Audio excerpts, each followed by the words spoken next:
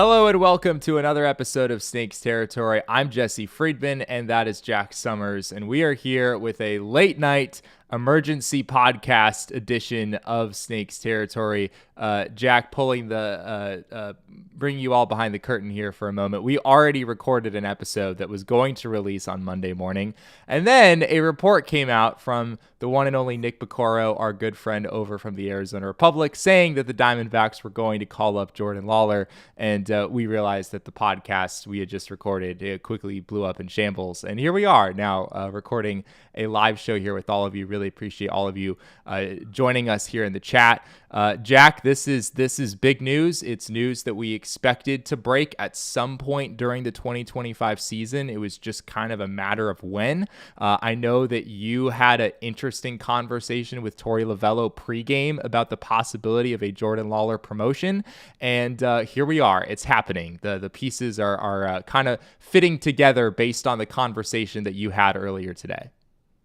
Yeah, it's really exciting. Torey was very straightforward today in a little bit surprising manner, a little bit more forthcoming about possible future plans for how Jordan Lawlar would be used. And the way he said a few things and the tone he said it really gave the indication that he was very eager for Jordan Lawlar to get here. Nick was sitting right next to me at the time, and he picked up on it. And he was able to get a source to give him some confirmation that Lawlar is indeed on the way. So we'll talk a little bit more about what was in my article today and how Torey will use him. But here it is. Jordan Lawlar's on the way. We don't have the corresponding move yet, but we'll know very shortly, probably sometime early tomorrow. So Jordan Lawlar, people in the chat probably don't need us to give much of an introduction here. He's been a big name in the Diamondbacks farm system for a long time, but this is the Diamondbacks' first-round draft pick back in 2021. They took him 6th overall. He, by and large, has had quite a bit of success at really every minor league level. There have been little bumps in the road here and there, but he's been near the top of prospect lists, not only within the Diamondbacks organization, but across all of baseball for a while now. And Jack, the numbers in 2025 are compelling. 336 average, a 413 on base percentage, 992 OPS, 6 homers, 31 RBI, 13 stolen bases down with AAA Reno. This is Reno. You have to take those numbers with a grain of salt, but this is a guy we've known for a long time. This is a guy whose ceiling is as high as probably anyone in the Diamondbacks organization. Like, we'll see what this looks like for him at the big league level, but this is a player that has the ability to basically be good at everything, and we'll see what it looks like. Again, you don't know what to expect when a guy like this comes to the majors right away, but he has a chance to be one of the best players on this team for a long time. Yeah, and if I'm not mistaken, MLB Pipeline released their top 100 today. They're updated, and I believe Lawlar was number 4. So he's always been the number one Diamondbacks prospect for a little while now. He's been meeting the hype as far as the results that he's been getting in AAA. Mike Hazen and company have been very adamant that he needed the reps, he needed the playing time. I know everyone was very impatiently waiting for him to get here. So apparently 170 plus plate appearances is enough reps to make the move.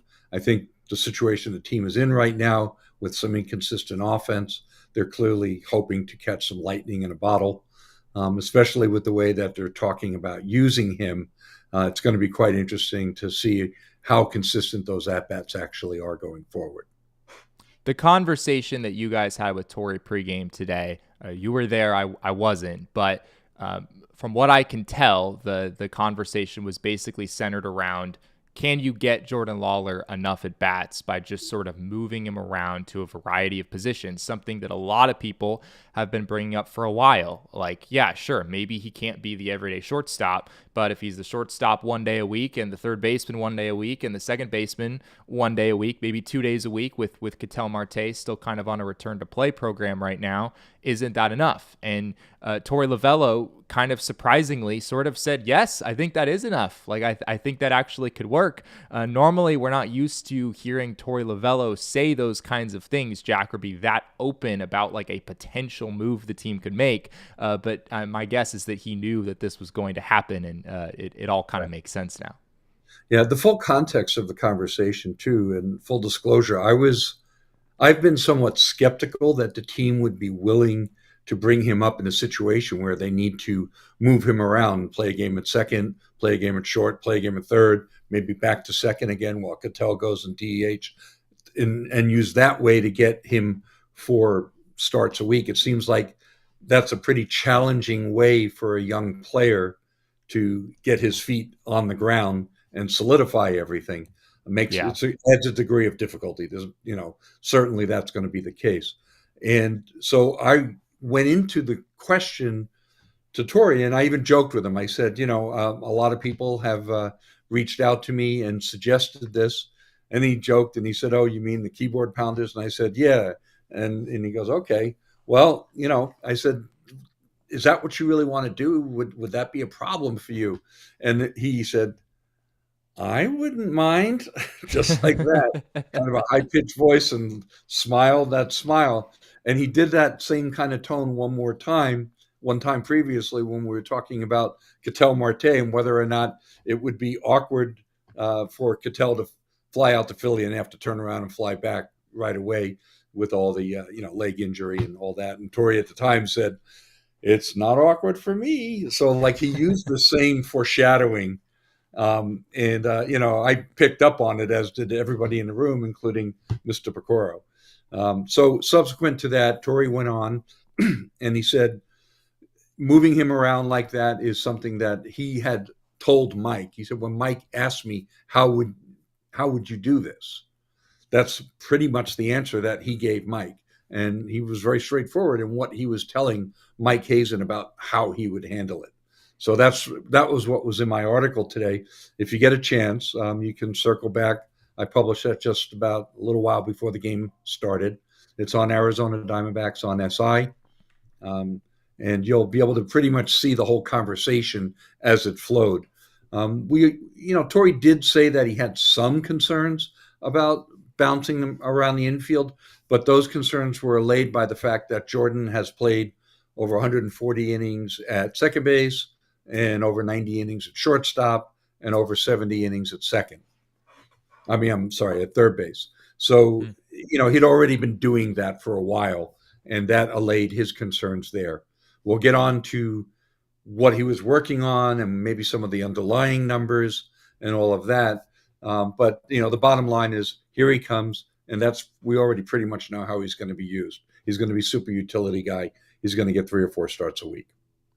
What this says to me, Jack, more than anything else, is that the Diamondbacks just want to put out there the best 26-man roster that they possibly can. Because even though, yes, like Jordan Lawlar, there is a path here to him getting 3-4 days a week in the lineup, it can work. He'll get a little bit of playing time, but it still is a little weird. Like, it's still a little bit of an odd situation to put your top prospect into. Like, in a perfect world, Jordan Lawlar would come up and just have an opportunity to be an everyday guy in the big leagues, and he wouldn't have to bounce around and play a bunch of different positions, right?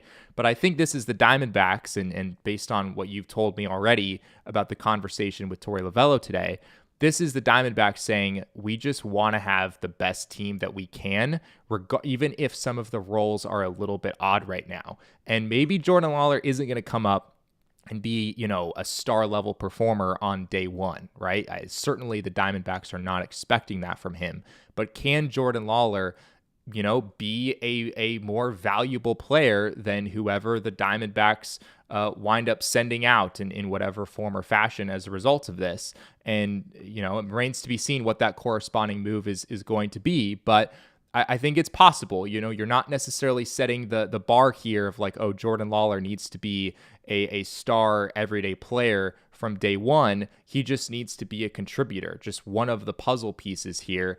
And I think there's pretty good reason to believe that he can do that. Exactly. And, Torey's exact words were following that, "I wouldn't mind it, that's for sure." I want impact players here. That's what I always tell Mike. And you get to impact the game offensively. You've got to impact the game offensively, defensively, and run the bases. If you're just getting by here, we don't want those types of players. Hmm. So that was a pretty strong statement from Torrey of what he was advocating for. And Mike agreed with him, obviously. Now, the most recent numbers for Jordan Lawlar are actually not very good at all, oddly enough. Entering today, Jordan Lawlar was hitting 194 in the month of May, which is, granted, not a whole lot of plate appearances there, but he had a 444 OPS over 8 games played in the month of May entering today. Today, I think he went 1 for 3. So that wouldn't be included in that tally. But yeah, he hasn't played his best baseball here the last few days. The full body of work, the numbers we said before, are obviously compelling. But the other part of the equation, Jack, is you can look at some of the underlying stats. And frankly, the underlying stats don't necessarily blow me away. We've mentioned these on the show also recently. One of the stats we like to look at is xWOBA. WOBA is weighted on base average. It basically reads like an on base percentage, but factors in doubles versus triples versus homers, all that stuff. And xWOBA is the same idea, but rather than the actual outcomes, it's based on launch angles and exit velocities, the quality of contact. So that's the number we're looking at here. And for Jordan Lawlar, that number is 334 in AAA. And again, reading like an on base percentage, a 334 on base percentage is decent, but it's not extraordinary. His WOBA is 445, but the xWOBA is 334, suggesting that the batted ball quality has not at all matched the surface level results that we've seen with Lawlar so far. Now, granted, it's hard to know exactly how much we should be reading into these numbers at the AAA level. And also Jordan Lawlar is very, very fast. And much like Corbin Carroll, like he's the type of player who I think can get more out of his batted ball quality than most guys around the league. But all that to say, I think we should maybe temper our expectations here, given that Jordan Lawlar's underlying numbers in AAA don't blow me away nearly to the extent that some of the surface level numbers do. Yeah, as we're in the middle of this temper the expectations portion of the segment, the other thing that we spoke to Tori about was what were you asking Jordan to work on in AAA? And specifically, what he was talking about was reducing the amount of chase against right-handed pitching. And we did a little research. Michael McDermott over on our website, great writer and researcher, helped me dig out some numbers on how he was doing on breaking pitches from right-handed pitchers. And his batting average on breaking pitches from right-handers was 189. The WOBA was 304.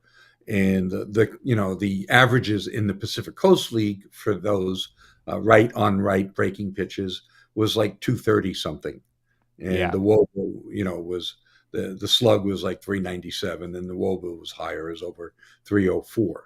The swing and miss rate, the whiff rate, Lawlar's was 39% versus 34% for the PCL. Now, why am I bringing these up? Because Jordan Lawlar's a young player. He's very young for the PCL. He's 22 years old. Yeah. Most of the prospects in the PCL are 25, 26, 27, a lot of 24-year-olds too. Bottom line is they're all at least 2 to 5 years older than him. And so those are more mature hitters that have simply seen more breaking pitches and what they look like, what the spin looks like, how those pitches are tunneling. It's an experience factor, and that's exponentially harder to pick up at the major league level.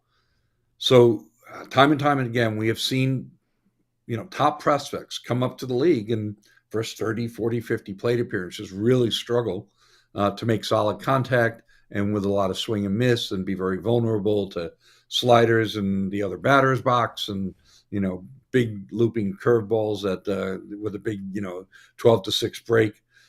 So maybe he adjusts really quickly, but I just don't want to see people all of a sudden lose faith in him if he struggles for, 50, 60 plate appearances. It's Sure. normal. It's actually what I expect. Corbin Carroll and guys like that come up and just rake right out of the box. It's very abnormal. It's not normal. So, everyone's got to maybe dial down expectations and forget about the surface numbers that they're looking at Reno. If you're joining us here in the chat, we really appreciate you. We love it if you drop a like here on the video, as well as subscribe to the channel if you haven't already. We really, really appreciate the support.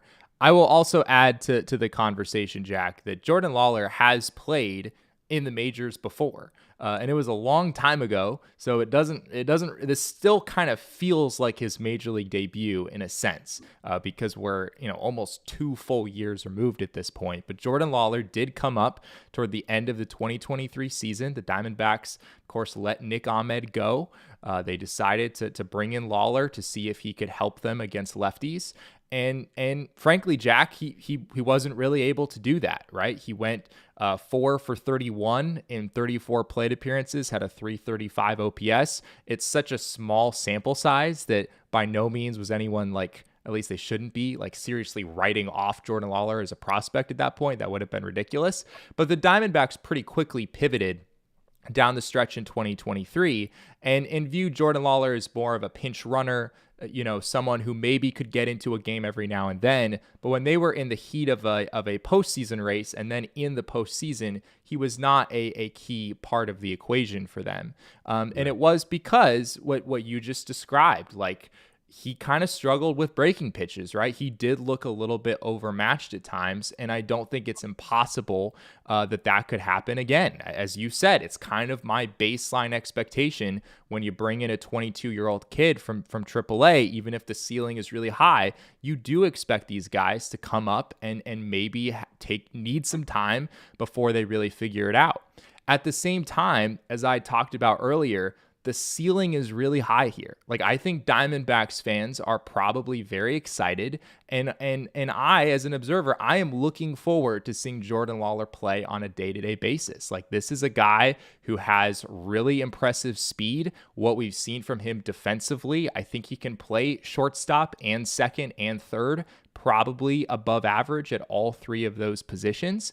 And from what we've seen from him offensively, that there's some power in there. The hit tool, yes, it didn't look great in the majors the last time around. There are some questions about how hit breaking balls, but there's some potential there as well. This is a guy, once again, who has the ability to be a star player in this league. There are no guarantees, but he has the ability. And just getting him in here now and having him be a part of this team, it's an exciting development if you're a Diamondbacks fan. There's an interesting comment from Scott Mack in the chat here. Lawlar must be exceptionally talented to play 3 different positions well. That's absolutely true. Yeah. Look, the guy's a stud. He's a really great defender. He clearly can rip AAA pitching, even if the underlying numbers, don't look quite as favorable as the results. The guy can hit. He's got power. We've seen him pop the ball over the wall. So it's not like we're not sitting here trying to dump on the guy and say, oh, well, here comes our best prospect. By the way, he stinks. That's not what we're saying at all. What we're saying is, hey, give him time. Yeah. As badly as people wanted him to get called up, how this goes. If he goes 1 for 18, there's going to be people, just as many, and many of the same people are going to say, send the bum back down, and that's not how any of this works or should work. I think we can also discuss the possibility of corresponding moves. And at this point, this is all a few pieces of information that we have, but it's mostly speculation as far as what the corresponding moves are likely to be. Along with Lawlar, we know that Kendall Graveman's coming back. That's for certain. I spoke to him a couple times in the clubhouse today, and Torrey pretty much, without confirming it, confirmed it. And he was packing and getting on the plane. At the same time, Jose Castillo had his face in the locker, had not taken off his jersey. when the media was in the clubhouse, wasn't getting changed, wasn't in the showers, while everyone else was racing around to get ready to catch the bus to go to the airport. So it's fairly evident that Jose Castillo will not be on the plane, or it did not go to San Francisco. I'm 99.9% sure of that for obvious reasons. It just wasn't working out. He pitched very poorly in his 5 outings, and then on top of that, even balked 3 times today. So unfortunately for him, he's a great guy, by the way. I know as badly as sometimes some of these players perform and how frustrated we get with them. The one part of the job that we get to do is we get to know them as people a little bit. And, he was very friendly and forthcoming. And so when you see a guy slumped over, staring at his phone, forlorn, and knowing that, maybe he's reached the end of the road in his ability to be a major league pitcher, you can't help but feel some empathy for these guys. I know that's not a fan's problem, but it is. I just wanted to share it. We feel it and experience it as human beings, and so that's what's going on with him. Now, as far as which position player makes way for Jordan Lawlar, we just don't know. I mean, I'm sure that most people would prefer to see that be Garrett Hampson.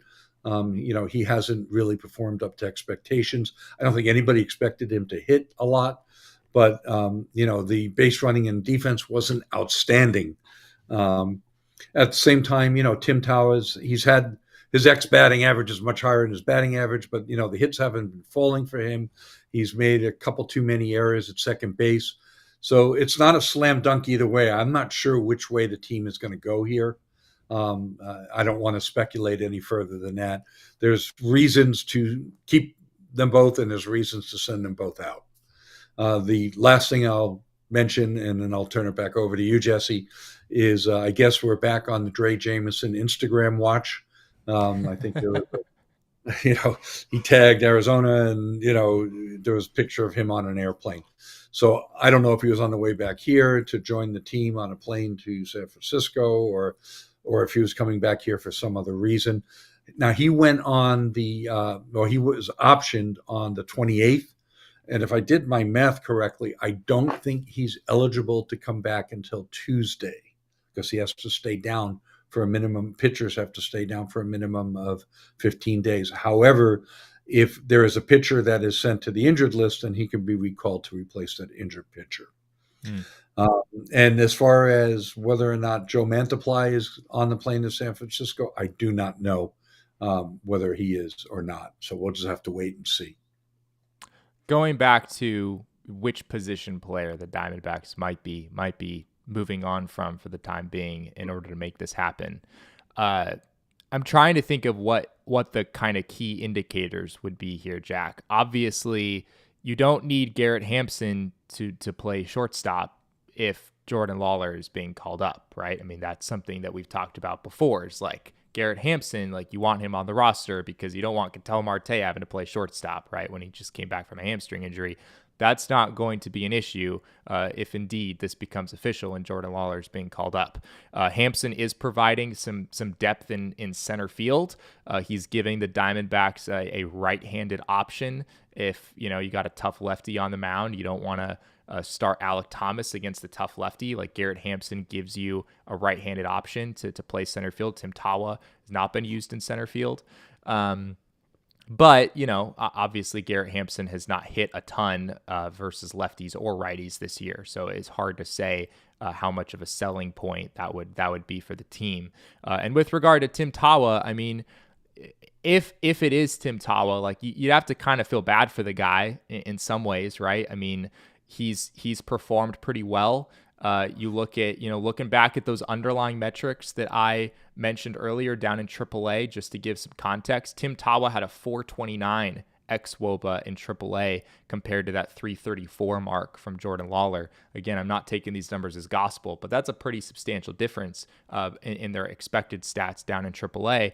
And Tawa has already shown himself to be not like an elite performer at the major league level, but I think the numbers he's put up so far, as well as some of the underlying stuff that you mentioned in the big league level where he's maybe had some bad luck, like it would feel like a bit of a tough break for him to be the guy sent out here.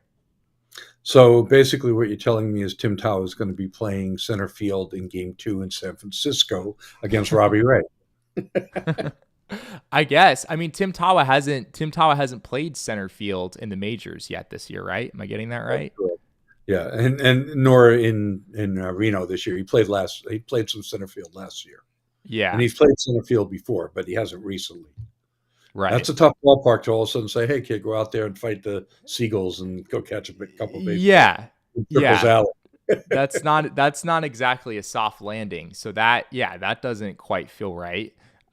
So yeah, I mean, all that to say, we don't really know what the corresponding move is going to be here. There could be all kinds of moving parts that come out tomorrow, as you mentioned. Expecting to see Kendall Graveman back, Jose Castillo. It seems like probably being sent down.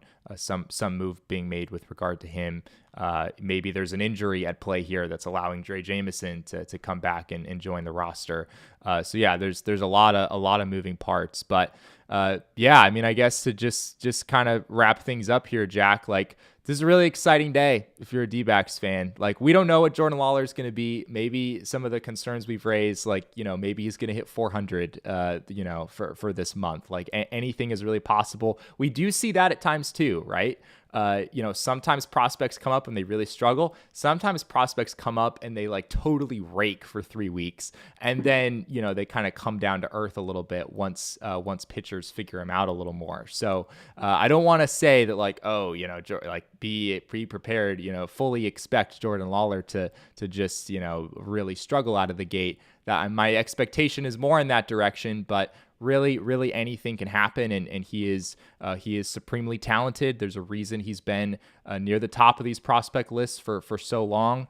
Someone a lot of people have been looking forward to seeing in the majors for a long time, and it's been a long road to get here, right? I mean, last season he basically didn't play in the entire year almost. I mean, he just had those hamstring injuries, one right after another.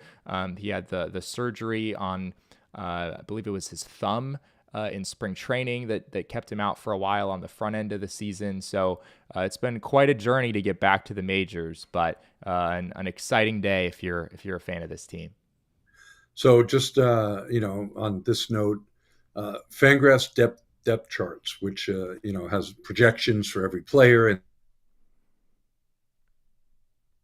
to hit 250 with a 320 on base and a 392 slug, which gives him a 712 OPS, and that's good for a 98 WRC plus. In other words, they project him to be a league average hitter or right around that area. And in 43 games, they project one WAR. So if Jordan Lawlar, between now and the end of the season, let's just say he played in 80 something games and was a league average hitter and played decent defense, that's at least two WAR in half a season's work. That would be such a total win. But if people look at just barely above a 700 OPS, they may not feel like that was such a great rookie campaign. But actually, a league average hitter that can play middle infield and should be pretty good at it, I'll take that all day long. I mean, if you allowed me to lock that in, if you could say, okay, I'm going to lock in 80 games, 712 OPS, 100 OPS plus, 98 WRC plus, whatever you want to say, and somewhat above league average defense, and just guarantee me that right now, I will take it all day long. I'd One love, of the, I'd love more. I'd love dynamic rookie of the year type numbers, but believe me, that would help the team immensely. It'll be so interesting to see how the Diamondbacks weave him into the lineup on a day-to-day basis. I'm very fascinated by how that really looks. And, someone like Geraldo Perdomo is playing so well right now that even giving him one day off a week would feel a little much, Like, I mean, Geraldo Perdomo is what, like sixth in baseball in FWAR among position players right now. Like, that's not really a player that you're looking to get days off to. But yeah, apparently the Diamondbacks are going to find a way to get Lawlar in there somewhat consistently. Well, he's got like three times as many RBIs as Shohei Ohtani, so he could just DH. That's true. That's true. There you go. Yeah, lot of things to be figured out here from the Diamondbacks perspective and how they're going to fit all these pieces together. And we're very curious to see what all the roster moves look like tomorrow. But yeah, this has been fun. Appreciate all of you hopping on here with us at what is it, 11 o'clock here Arizona time on a Sunday night. We decided to go live, and we're like, is anyone like actually awake right now? Apparently, there are some of you out there. So we very much appreciate you. Yeah, thank you all for hopping on. I wish we had more specific answers on what all the corresponding roster moves are. Everyone remain patient. You know that news is going to come out pretty early tomorrow. It's going to be fun and exciting to report on all of it. Be sure to follow us over on Arizona Diamondbacks on SI. I promise we'll be updating the website all throughout the day as soon as information becomes available. Well, thank you all again for being with us. We really appreciate it. If you haven't already, drop a like on this video, subscribe to the channel. We really appreciate your support. If you're joining us after the live show, leave a comment. Let us know what you think, what your expectations are of Jordan Lawlar in a Diamondbacks uniform. You can follow us on social media. I'm at Jesse N. Friedman over on Twitter. Jack is at ShoeWizard59, and our show is at Snakes Territory. And if you're joining us over on the audio only side, we'd also really appreciate it if you'd leave us a rating and review over there. Thanks again so much for being with us, and we'll be back with another episode of Snakes Territory very, very soon. Good night, all.